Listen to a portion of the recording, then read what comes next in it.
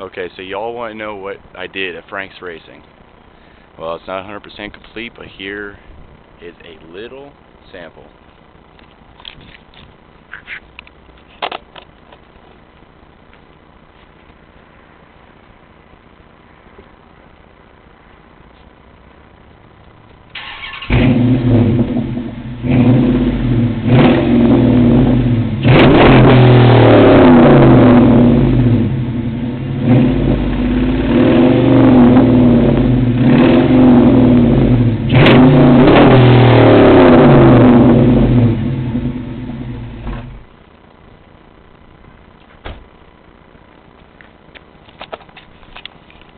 That's a srt8 xpipe with flowmaster 40's and a 3-inch coming out for the tails.